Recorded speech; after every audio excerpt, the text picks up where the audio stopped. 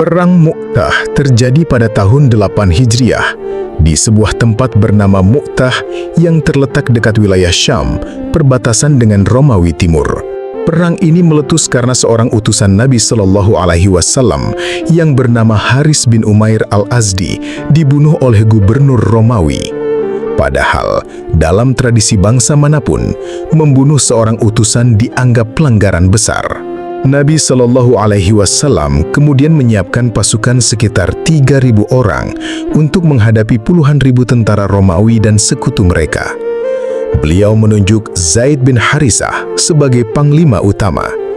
Bila Zaid gugur, maka yang menggantikan adalah Ja'far bin Abi Thalib, lalu Abdullah bin Rawahah. Pasukan Muslim pun berangkat dengan penuh keyakinan, meski jumlah musuh jauh lebih besar.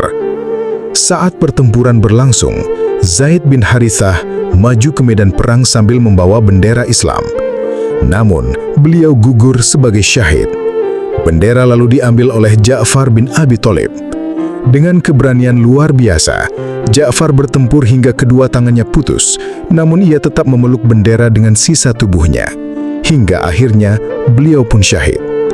Setelah itu, bendera dipegang oleh Abdullah bin Rawahah. Beliau juga bertempur dengan gagah berani sampai akhirnya gugur syahid pula.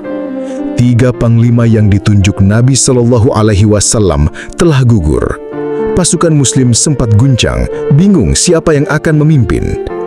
Di tengah kondisi genting itu, kaum Muslimin sepakat menunjuk Khalid bin Walid sebagai panglima.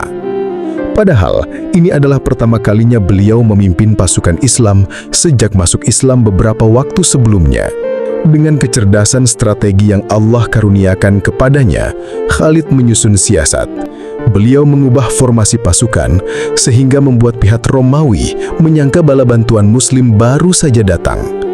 Sepanjang hari, Khalid memimpin pertempuran dengan cerdas hingga akhirnya berhasil membawa pasukan Muslim mundur dengan teratur tanpa dihancurkan musuh. Ketika pasukan kembali ke Madinah, sebagian orang menyebut mereka telah mundur. Namun Nabi Shallallahu Alaihi Wasallam membela mereka dan bersabda bahwa mereka bukan mundur, melainkan akan kembali untuk menyerang lagi jika saatnya tiba. Pada kesempatan itu pula, Nabi Shallallahu Alaihi Wasallam memberi Khalid bin Walid gelar yang masyhur, Saifullah al-Maslul, pedang Allah yang terhunus.